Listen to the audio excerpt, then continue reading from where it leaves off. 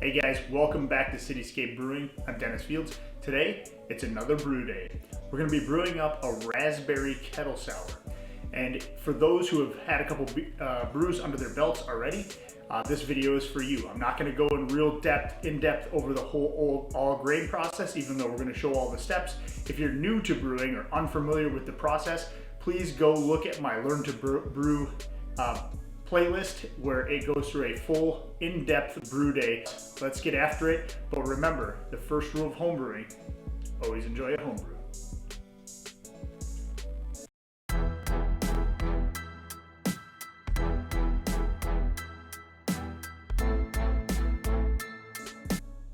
All right, we got our recipe all set. I'll put that again in the link description below.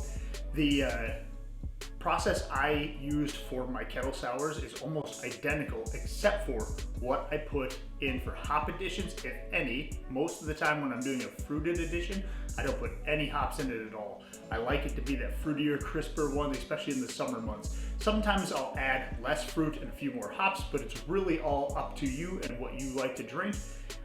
One thing I'd like to do for my kettle sours is I add more white wheat than I do anything else. So most of it is just white wheat and Pilsner Malt. And the white wheat adds some cloudiness to the beer. And I think when you're doing a fruited sour, to me, it helps give it a couple things. It gives it this kind of thicker, fruitier looking look to the beer, and then it has a little bit more mouthfeel to it.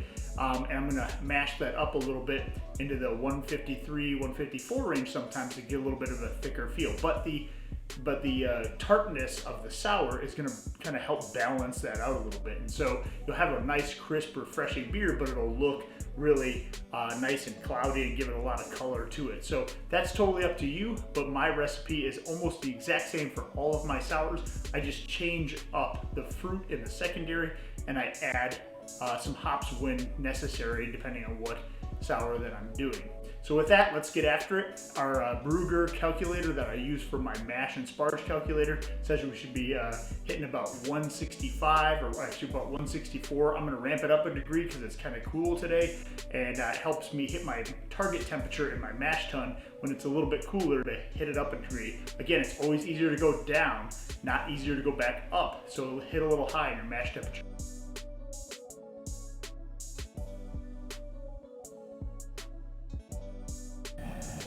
All right, looks like our strike water is at 165, so I'm gonna go ahead and mash in.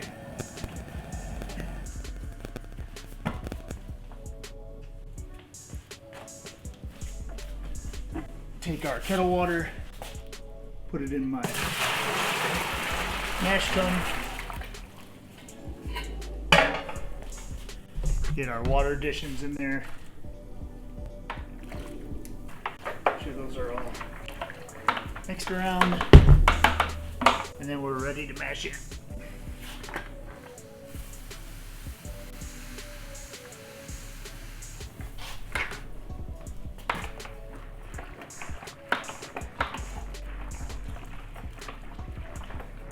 Trying to hit a mash temperature of 152, and it's pretty chilly out, so I went about a degree over today to make up for the fact that my mash tun is a little cold and the temperature outside will cool everything off a little faster. So when in doubt, aim a little high. Get a reading, see where we're at mash temperature wise before we throw the lid on for 60 minutes. Again, trying to hit 152.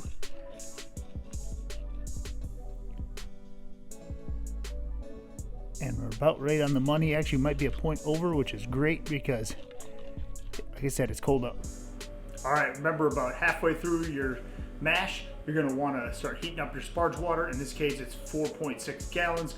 We're gonna get that started. It's about halfway through the mash. We're gonna give the mash a good stir around once, and then let it sit for the rest of the 30 minutes while our sparge water's heating up. All right, so our mash just got complete. I just checked the temperature and it was down to 151. So most of the time it was probably in the 153, 152 range. And towards the end, probably from stirring it in the middle, dropped a little percentage. I'm not worried about that. So 151, we're doing pretty good. It dropped 2 degrees total throughout the whole mash process. And now we're gonna start our Vorloff. I'm gonna open up the valve slowly and I'm gonna fill up this pitcher. And I'm gonna probably do this 4 or 5 times.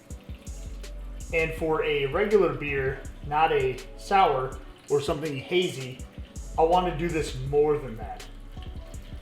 And Vorlafing is one thing that I will tell you, you can't do enough of. It will help clarify your beer over time. In this case, I don't care if it's real clear because I have a lot of white wheat in it. I kind of want it to be a little cloudy, but I'm still going to do this about 4 times in this regular kind of serving pitcher here. And so I'm going to do this. This is going to help set the grain bed that's going on inside the mash.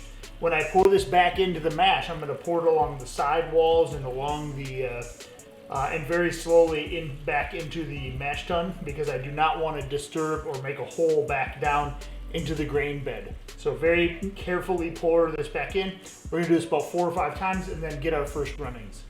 All right, we completed our batch sparge, or the first runnings anyway. We should be about 2.7 or so gallons. So we got that. We are going to dump in our sparge water, and we're going to sparge, do our batch sparge for 20 minutes, and then get it to our full boil, which is expected to be about 7.2.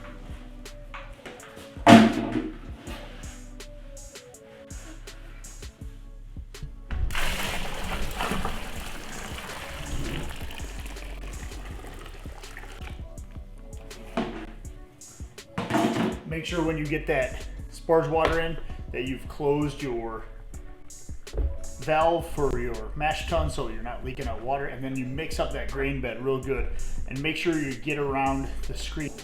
All right, so we took our final runnings. We are about 7.25 gallons and we are going to start our boil. We're going to do this for about 15 to 20 minutes. Really, the idea is just to get this down in volume so we can fit it inside of the carboy that I'm using. If you want to, you can actually keep this right in the kettle, and then we're going to pour our Goodbelly Probiotics into it, which is our Lactobacillus plantarum bacteria that will help sour the beer overnight. All right, we also need to take a gravity reading, so mix that wort up real good and then take a medicine syringe, grab a little bit of that wort. You only need a couple drops, and we're going to take a gravity reading with our refractometer once that cools down. All right, while that thing is heating up to a boil, we're going to want to actually get our pH meter calibrated. And to do that, we're going to use some calibration solution. This is 4.0 pH. We're going to put a little bit of this stuff in a glass. Just enough, we don't have to do a lot, just enough to cover the pH meter at the bottom and see where we're at calibration wise. So we're going to turn this thing to on,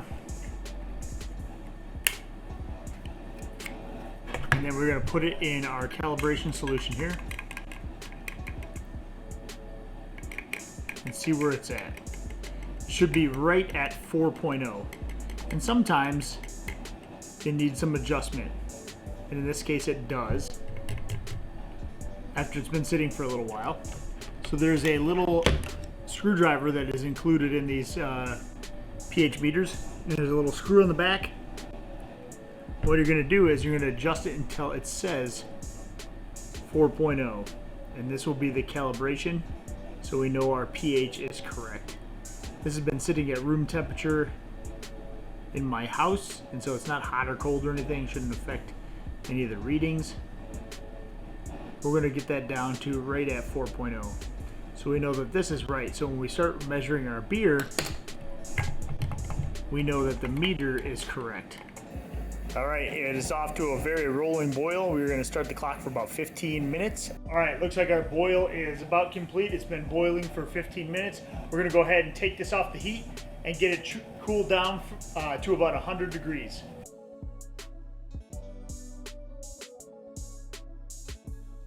I like to rock the wort chiller back and forth and make sure that it is keeping the wort moving, and it helps cool it a lot faster.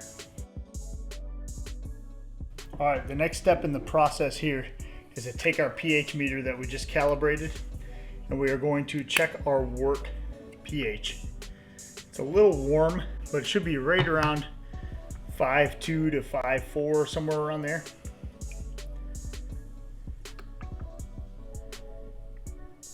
Ours is right about 5.2, And what we're going to want to do is take lactic acid, and we're going to want to add about 3 or 4 milliliters at a time. Stir it around and then check the lactic acid. What we're trying to get down to is 4.5. So we're going to add about 3 milliliters in this medicine dropper here. We're going to put it in there. We're going to give it a good stir around.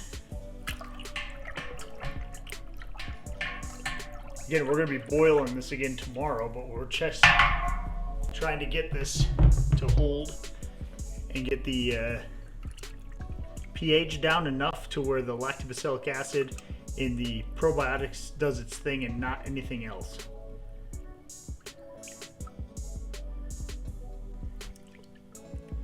Again, we're going to get that in there. Dropped a couple of points, but we're going to need to do more, and that's to be expected. We're probably going to try to do about 10 milliliters total. So I'm going to add about 4 this time.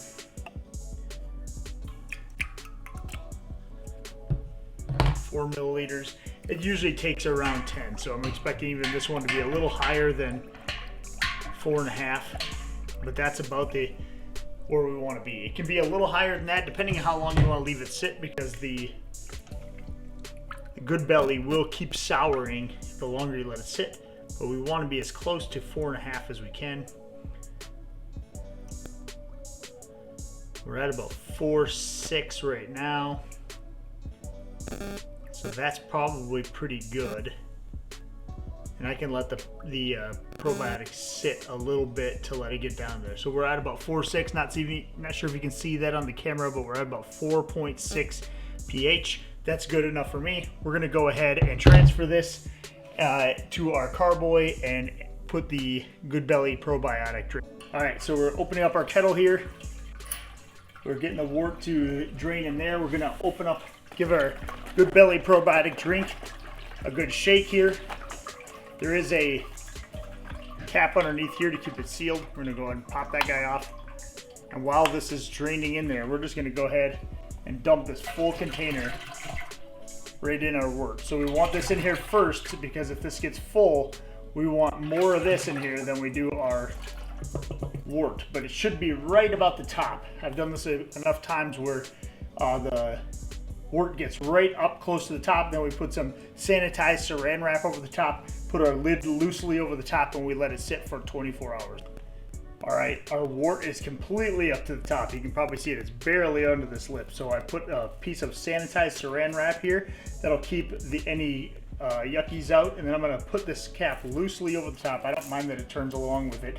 Basically just don't want something to come in this hole and get in there, but very loosely put that on there just so it doesn't splash around. And then we're gonna let this sit in a bedroom, not outside in the cold garage, but in a bedroom.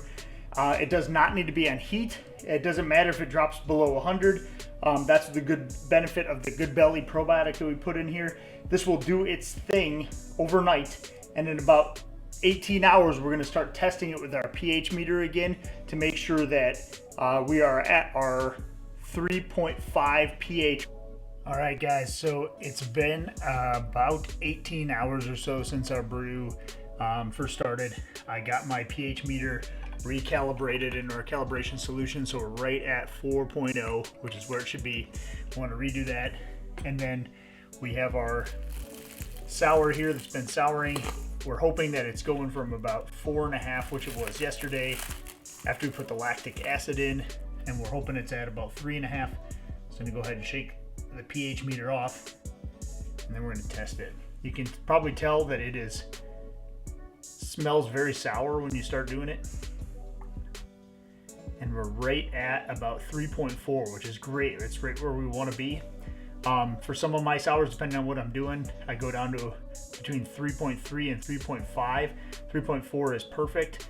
So we're actually gonna put this back in our kettle now, and we are going to start our boil process. That will stop the souring.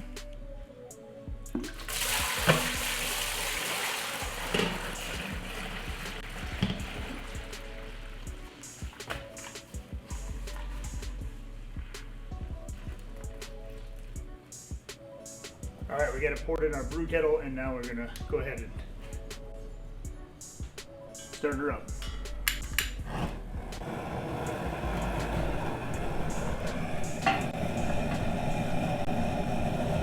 I'm going to bring that back to a boil and then boil it for the remaining 45 minutes. All right, while that's heating up and to a boil, don't forget to re-sanitize your fermenter or wash it if you're using the same one and re-sanitize it. And any transferring equipment, because we'll be doing that right after it starts boiling and it boils for 45 minutes. But also don't forget the first rule of home brewing, we are still brewing. Cheers. All right, so the boil is just getting over. We're gonna go ahead and shut this off and get her cooled down.